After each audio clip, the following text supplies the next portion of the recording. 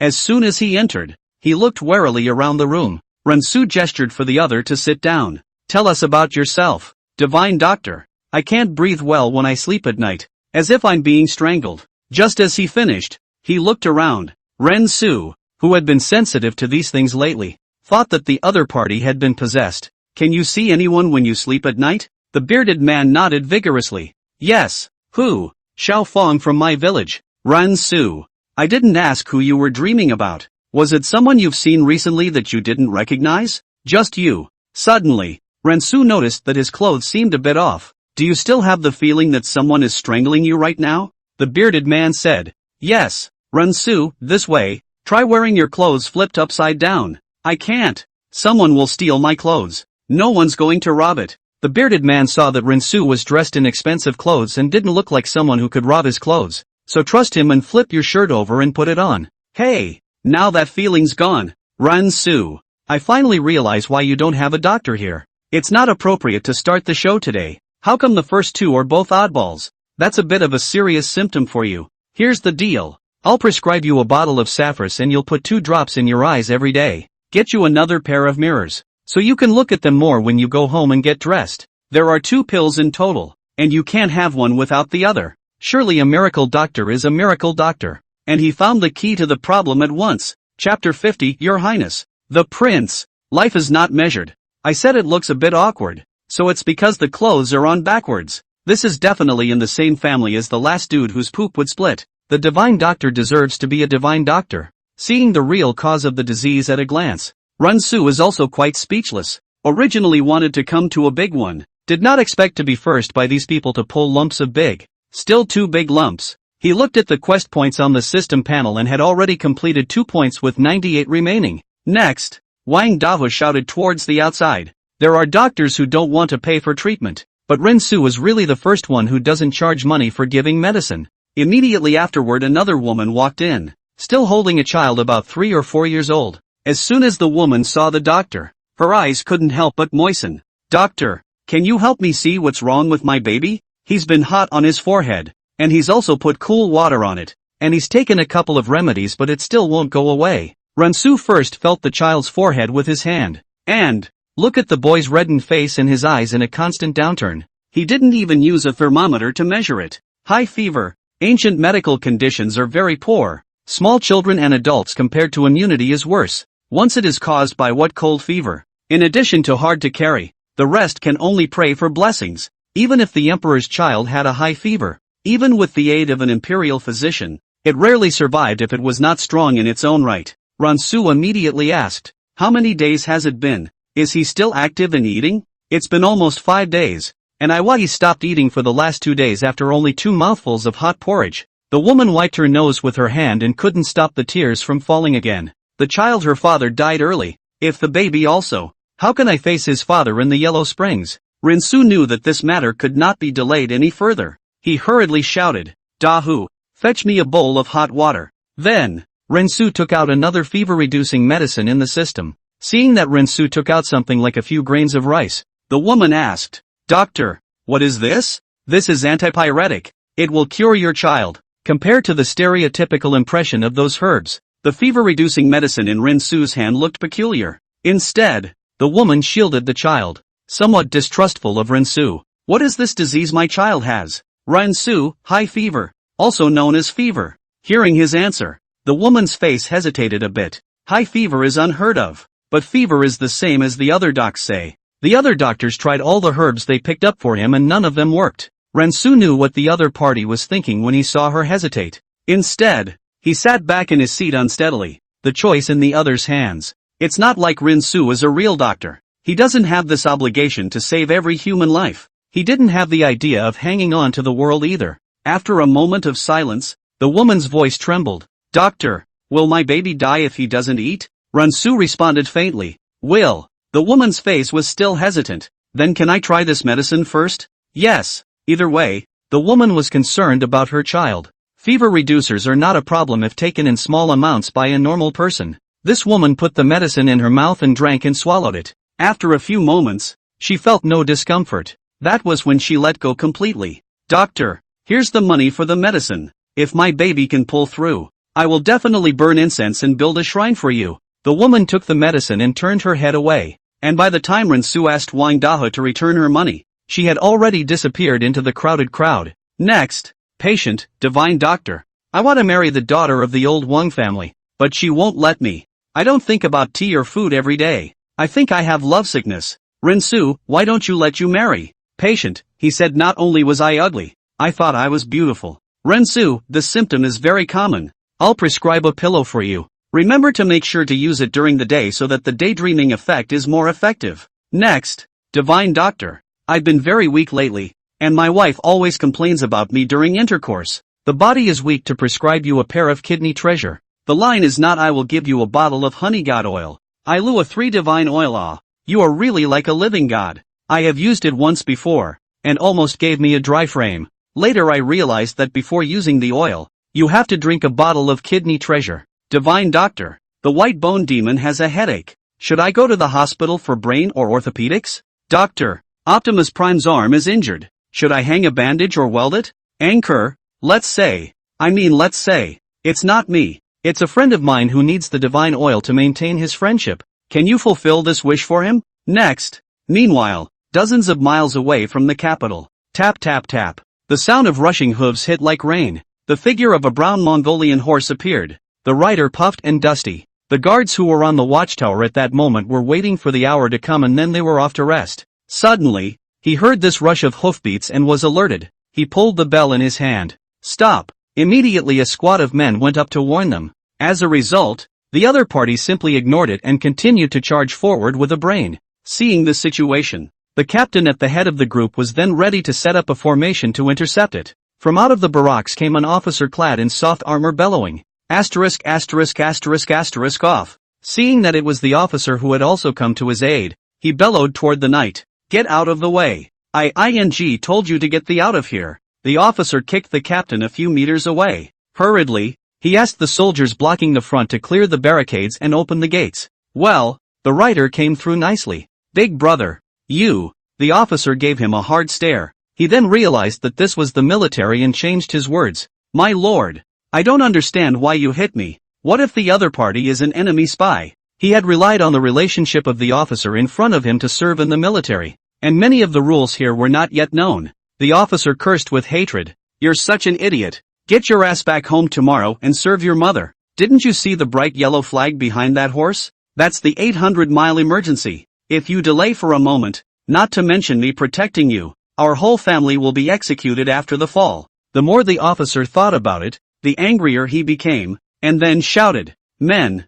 drag him out and beat him 20 times. Hit the boards. 50 strokes will kill a man. 20 big boards is kind of half a life. But in order to get his brother to know better and leave the army, he had to fight without it. Subsequently, he looked at the knight's distant back and thought to himself, I haven't heard of any battles lately. Did a vassal king die? The hall of Huagai. Zhu Di followed Zhu Yuanzhang. Father, cutting this salary can save the court a lot of money a year. When Zhu Yuanzhang heard Zhu Di's sonnet, he praised, It's a good method. You've recently handled things up, a lot of progress. The son does not dare to be. It is with big brother together for a long time, and will be by year. At this point, a small eunuch bowed and hurriedly trotted over. Kneeling in front of Zhu Yuanzhang, he stifled a loud gasp and said, Your Majesty, something terrible has happened. He then held a zigzag high in the air. Prince, His Royal Highness the Crown Prince. Zhu Yuanzhang saw as the folding is 800 miles of expedited, heart tight, and hastened to follow up.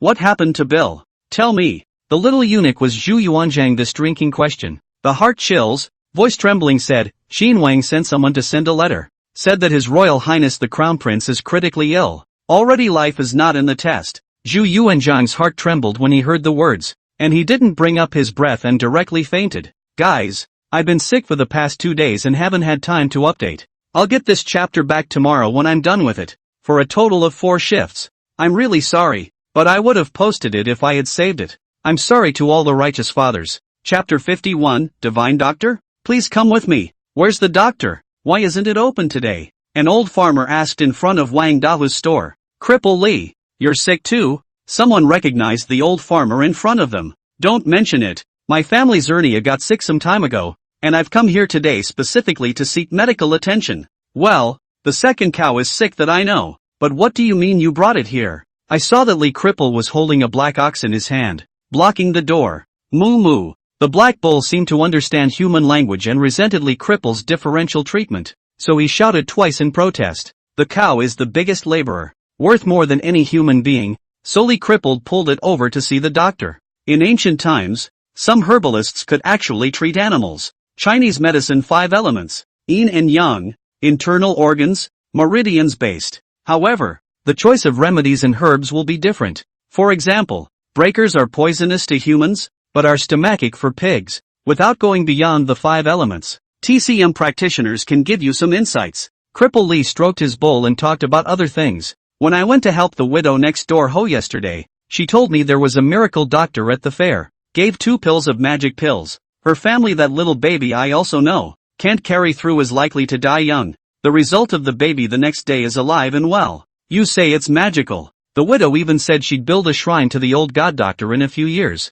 Yeah, I went into town today and it's all spreading the word that it's the reincarnation of Sun Si Miao. Their Wang and Su villages are neighboring villages, adding up to no more than 100 households. And since they are also close to the county town, people often run to the city. Wang Dahu's store is usually cold in front of the door, but early this morning, it was overcrowded. Someone on the side listened sideways to the 2 Lee Cripples and immediately picked up on their words. What do you mean by that? I'm next door to old Su. His family man is not erect for a long time. The result of yesterday's miracle doctor to a bottle of what god oil. To cure. The man was quite angry and said, "What do you call this? Last night I listened to the song all night long and I couldn't sleep well. I say, old Wang. His family's man was cured of his disease. What are you so angry about here?" Old Wang gritted his teeth and said, "Am I angry? This is more than happy for him." The crowd laughed at this. The village can't hide nasty things. As long as they happen, they can be spread around. At this point, the store door of Wang Dahu's house was opened with a creak. Rensu sleepily came to the door. Yesterday did not have a good rest at all. Even after turning off the broadcast, he was still looking at the disease, which only completed a mere 30 progress points, because some patients are really difficult to deal with, belonging to the cured also to drool, sick or not, come to give him a little blockage. Just as he opened the door, he saw a large group of people blocking the doorway. At a glance it was estimated that there were 50 or 60 of them. If there had been so many people yesterday before he even started seeing patients, he would have been ecstatic because the task would have been completed in 2 days. But now he didn't think so. Rensu cleared his head. System, go on air. Wookie, you have heavy dark circles under your eyes today? Did you use the magic oil yesterday as well? Did you use the oil too? It's over. Don't worry about it. Anchor, the probability is showering. I'm late for your live broadcast. Can you apologize to me? Jungwook, I'm a veterinarian. I've seen what happened yesterday, and I recognize that Firm Wook is the birth. The live room is all a bunch of black people. Can't you guys can less encouragement and more abuse? Rensu did a double take when he saw this pop up. Where are my jail tubes? Hurry up and ban these Counter-Strike hacks and high-level hacks for 2.5 minutes. Rensu recently live broadcast popularity is high. Naturally appear a lot of small black people. Sometimes it's easy to break your defense when you see these pop-ups in a bad state of mind. That's why he purposely screened out a dozen or so true believers to form the jailhouse. After finding out the black person is first banned, and then uniformly pulled into the Prison Reform Institute group for early aid education. Subsequently, Rensu then asked Wang Dahu to guard the door, while he himself sat inside the house. You, go in, Wang Dahu said, pointing at Cripple Lee. Lee Cripple was leading Ernia to go in, but the former was stopped. You can't go in with this cow. If you're treating the cow, go in and explain the situation to the divine doctor and get the medicine. If he got a cow in his house, his store could fall apart if he got cranky. But can the divine doctor know what disease he has without looking at the cow? Wang Dahu's eyes glared. How else would he be called a divine doctor? Cripple Lee had to go in. Divine doctor, can you help see what kind of disease my Nyo is suffering from? No, look. Lee Cripple froze at his words, not expecting the other party to be so ruthless and reject him directly. But the thought of being alone and living without it in the future is even more difficult. He explained his condition to himself. He has a wound on his head that has been draining pus. I don't know what happened. And lately there's been no interest in going to bury his head in the grass. Rensu's hand shook as he rested his cheeks on the ground, and he almost didn't knock his head on the table. The village is small and creates myths. The live stream pop-ups boiled over. No, That's not sleepy if you say so. Hashtag hunting. I'm not talking about you. I really don't know what the brothers like to watch. Why are you always looking for this kind of stuff? Can you go to a greenhouse? What to see? What are you eating? The legendary old cow eating young grass? Anchor, just take a look. Since he's only looking for you to watch it, you can't let down someone's old man's wishes. Then what? I have something to do, so I'll stop watching the live broadcast for now. Rensu's head was instantly as big as a bucket, watching the bulls come in. Right now it's live, and the only way to treat it is to wait until the next broadcast to see it. You've got a bit of a serious case of this. Wait until the evening. Just then, there was a cacophony of voices from outside, and the cow, unable to see cripple, trespassed in without authorization, puffing and puffing. Moo moo. Crippled Lee was not angry at being rejected at the moment, so he made a pact. That's fine. I'll come back tonight to see my bull. Rensu, you told me it was this cow. And then there was a cacophony of noise from outside. Thinking that another animal was coming, Rensu hastened to lean against the wall first. But this time it wasn't any animal. Instead, they are the brocade guards in flying fish suits with embroidered spring swords. The brocade guards are on business. Idle people leave at once. The leader, a rather good-looking Geniwei, flashed his token, and he was followed by people from the yamen. When the people saw that it was the officials, they immediately scattered. Only then did the chief turn to look at the uncharacteristically young doctor. He had a rather loud voice. Sun Simiao, reincarnated divine doctor, right? We have come by His Majesty's imperial decree to recruit famous doctors from all over the world. Please. There was an undeniable tone in the other man's phrasing. Chapter 52, The Crown Prince is critically ill. Please. It was said to be an invitation, but the tone of his voice was one of unquestionable conviction. Hangu years of the Geniwei. Reputation in the people cannot afford, but in the officialdom is like a wolf like a tiger. There is a saying that circulates in official circles. The Jinui checks you for guilt. You'd better really have it. Otherwise, when they feel free to fabricate charges, then you won't be the only one to die, or even the whole family will be buried with you. Rensu looked at the somewhat overly showy Geniwei commander in front of him. If you remove the flying fish suit, it's hard to imagine that embroidery spring blade will be the Geniwei who makes people afraid of him. Geniwei predecessor is the reorganization of the Luan division, in addition to retaining the original bodyguard and honor guard function, but also added an important responsibility: inspection and arrest. Compared to ordinary constables, the Jinui could bypass the Ministry of Justice and directly arrest and torture anyone except the emperor. That's one of the things that scares people, the right of first refusal. Rensu's heart was full of speculations. Who was this seriously ill? Although he was more curious, he would not ask at this critical time. He would know later when he entered the palace. When he walked out, there were 2 horse-drawn carriages parked outside, and a couple of people were leading the horses. One of them was wearing a red Mandarin official's uniform. Magistrate Wang, just go back. The Jinui commander jumped on his horse and said. The magistrate arrived later, and when he heard that the brocade guards had come to work on a case under his rule, his legs went weak with fear. The magistrate said he wasn't here to see him, and that's when he rushed over to saddle up. The magistrate replied, "This is within my office. If I can be of any use, I begged the commanding officer not to be courteous." The commander of the brocade guards just lightly swept a glance at the magistrate, and the latter immediately stood there as if he was being stared at by a snake, not daring to move. Although the Geniwei commanders are young, but do things sophisticated, cannot hear this magistrate is a side trip to come here thing. Humph, there are some things that are not for you to pry into. You should go back and spend some quality time with your outer room now. The magistrate's face blushed with shame at his words, not realizing that the brocade guards even knew about such things. He hastily nodded his head and responded, "You taught me a lesson." Rensu was surprised. They could even feel out the secrets of a small local magistrate. This Jinui was worthy of being the emperor's eyes and ears, but it's understandable when you think about the fact that this is the capital. This little brother of the Jinui is really handsome.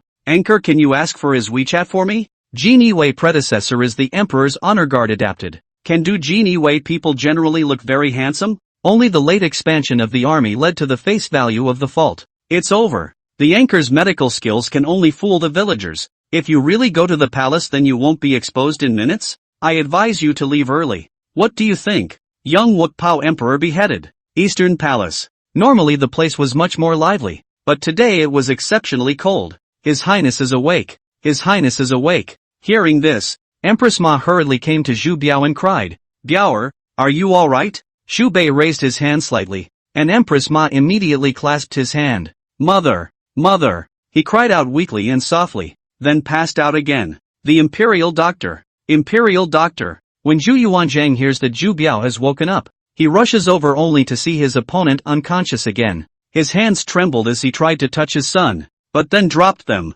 "Bill, what's wrong with you?" The imperial physician was taking Zhu Biao's pulse and diagnosing him. Secretly sweating. "Zhu Biao's condition has deteriorated so badly that his pulse beat is unusually weak. Your Majesty, the prince is suffering from a very strong wind disease, and Chang'an is a long way from the capital, so he has already missed the best time for treatment. I'm afraid there's no way back." Zhu Yuanzhang was already old. Hearing the words of the eunuch's eyes darkened and fainted again. Luckily, there were eunuchs who supported Zhu Yuanzhang in time. "Your Majesty, it's important to take care of the dragon's body. Bunch of losers. A bunch of wastes. What's the use of me raising a bunch of you eunuchs?" Zhu Yuanzhang covered his chest and cursed. "Come on people, pull all these losers out for me and chop them up." A team of guards appeared just after his words, ready to escort all the eunuchs out. A group of eunuchs knelt on the ground and kept kowtowing. The minister of the imperial hospital had to step forward at this time to block the emperor's anger. "Your Majesty, rest your anger. Even if you kill us, there's nothing you can do about it." He heavily cowed his head to the ground and said, "His Highness the Crown Prince's condition has already returned to the heavens. If he had been sent a few days earlier to regulate his body, he would not be in the situation he is in today." The court messenger was actually complaining that King Zhu of Qin had sent it too late and wanted to drag him down to bear the wrath together. If all let the hospital to bear the emperor's anger, in front of this is really can put to them cut. At this point, the little eunuch came in to inform, "Your Majesty, your Highnesses the King of Qin, the King of Jin, and the King of Yen are here to see you. They say that they want to worry about the condition of His Highness the Crown Prince." Zhu Yuanzhang snorted coldly, "Tell them all to go back to me. Tell them that the Crown Prince's condition is almost over, and stay at home honestly to pray for the Crown Prince's blessing." "Yes, sir." The eunuch carefully exited the hall. Zhu Yuanzhang sat down beside Zhu Biao in a disoriented state, and then gently patted the Empress's shoulder with his hand. "Empress, don't cry. Bill is my chosen crown prince. No one can take away his life." Empress Ma sniffed and cried even harder. I know. My son will definitely survive." Zhu Yuanzhang's eyes were firm. He had survived no matter how vicious the situation was in his life. "How can you send a man to his death in vain?" He shouted out to the palace. "Old Mao, I am here." Mao Chang respectfully said. Mao Chang was Zhu Yuanzhang's most trusted confidant, and is now the commander of the Jin Yiwei. "Did you find the famous doctors you were told to look for everywhere?" "I am guilty. Only 17 famous doctors were found near the capital. They are all now planted by my minister near the gate of Chengtian." "Good. Bring them all up to me." Chapter 53, The Divine Physician? Sungjiangmen. Ren Su was brought into a room by the brocade guards. There had been 16 people in here before he came, and there were a few more brocade guards in the room, standing motionless beside them like statues. Suddenly, a voice rang out. "Young Shang, are you also a divine doctor? Here belongs to Ren Su as the youngest." Naturally said it is him. Follow the voice back to look. It was only a short, middle-aged man with a dry, thin figure, a long face, and a beard. Ren Su didn't want to say much, but he still responded slightly out of politeness. "My name is Han Ping, known as Han Sanwan." After he registered himself with his number, he immediately drew a lot of attention and greetings. But it is rumored in the south of the city that no disease has been able to withstand the 3 strikes of Han Ping Han's 3 hands? The corners of Han Ping's mouth lifted in triumph when he heard his peers' praise. "I don't dare to take the honor. I don't dare to take the honor. It's none other than old me. This time, His Majesty invited us to the palace, so I think it's the right time to serve His Majesty since the dragon body is suffering from an illness." As soon as the words fell, the brocade guards on the side rebuked. "Shut up. If you dare to talk nonsense again, I will let your head fall to the ground." Han Ping's face went white. Misunderstanding. Afterward, he hastily diverted his attention and looked at Ren Su Dao. "Where did you learn from?" Ren Su doesn't want to answer this. "So many words?" The other party frowned when he saw that Ren Su didn't answer. There were a few other peers in this room that he recognized and felt a bit embarrassed about his face. He dared not mess with the brocade guards. But Ren Su, this young man does not know to respect the senior? What's more, how he looked at Ren Su was like a charlatan. How could anyone be so young to leave the profession to practice medicine? He slowed down and decided to give Ren Su a hard time. "You little student, Could it be that the old man has dismantled you and dares not answer me? Rensu suddenly snorted. Asterisk asterisk asterisk asterisk. Good, good, good. Old man, you think you're a big shot. You think you're Hua Tua and Magpie? I hate people who are so proud of what they've got. 3 hands? Jeweled handguards. Hands of justice. Watch me blow him one hand with my spirit wind. I'm going to answer your question. Damn! You're standing there, not saying a word. And you have to show your presence. If you keep pretending, I'll make you fly. Han Ping didn't understand what the words in the other party's mouth meant, but he didn't need to think about it in his head to know that they weren't good words. As he was about to use his identity to teach Rensu another lesson, there was a sound of footsteps from outside the house. Squeak! The door opened from the outside. A small eunuch with a clean-cut face pressed his cockney voice and shouted, "By His Majesty's oracle!" And after, the brocade guards inside and outside the room, all of them kneeled on the ground. The rest of the great doctors and famous physicians who had been conscripted also learned to kneel down in a similar fashion. Only then did the little eunuch say the second half of the sentence. "The famous doctors that you have enlisted, depart for the Eastern Palace at once." When the bull was finished, the crowd rose. "Commander Fong, I'll leave this place to you. We'll go back to serve His Majesty first." The little eunuch fawned and said to the handsome young man behind him. The brocade-clad boy wrinkled his nose and stepped away from the eunuch in disgust, afraid that the shadowy aura would get on him. Rensu curiously looked. This handsome young man is the please their own when the brocade guards. The handsome teenager commanded his man to put a piece of black cloth to blindfold Rensu and the others. "Don't talk and make noise on the road. Once there is any discovery, cut the tongue," the handsome teenager said in a cold voice. The crowd sniffed. Only then did he realize that the palace in front of him didn't seem to be as good as he had imagined. The Eastern Palace was under martial law at this time, and no one was allowed to enter or leave without the emperor's order. Rensu's group of people were arranged by the brocade guards a few hundred meters away from the temple, and from time to time, they saw eunuchs and small eunuchs coming in and out with decoctions in their hands. It seemed extremely busy, but extraordinarily quiet. Outside the temple,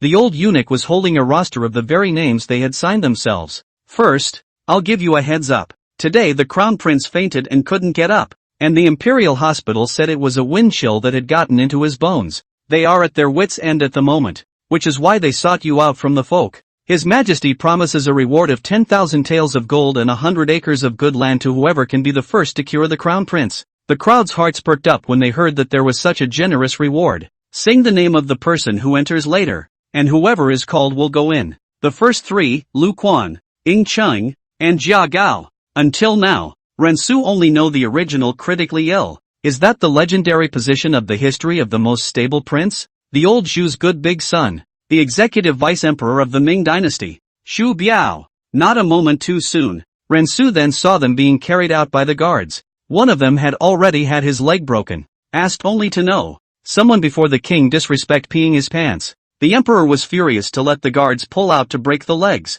The other 2 indiscriminately prescribed medicine. Was pointed out by the imperial physician is not right. Immediately dragged not far to the beheading. This scene really scared the famous doctors who were waiting to be summoned. They were so tense in their hearts that some of their legs had already begun to weaken. Han Ping's mind had already begun to recall the cases of wind chill he had seen before, but realized that he had only a few impressions, because of his life to see the doctor. Only for the scholar gentry power and wealth. Poor people have the wind and cold to see the doctor. Usually he will refuse. It is only because of the high cost of medication for the difficult treatment of wind and cold, and where the poor can afford to pay for it. He couldn't get any oil out of it either, so naturally he chose not to watch it. Even he, who was confident in his medical skills, could not help but worry at this time. He couldn't help but glance at Rensu, only to see the other party standing there in a daze as if he was dumbfounded. Thinking that Rensu didn't give him face and dared to humiliate him, he secretly hated in his heart. Stinky brat, scared silly, you really think the divine doctor is a cabbage? See how I'll expose you in front of His Majesty later. Rensu didn't know that someone was already trying to target him. Now he was looking for ways to cure minor ailments with his own limited general medical knowledge. He couldn't afford to be sloppy in this situation right now. He really needed to consult a master. Looking at the live broadcast, there were 300,000 people online. So what, guys, do we have a big guy on the air who knows history and medicine? Guys, it's almost 1 o'clock now, and I've been fighting off a headache to get 3 chapters in today, counting the chapter 1 made up yesterday. That's 4 chapters. Mission accomplished. Went to bed. Continue tomorrow. Good night.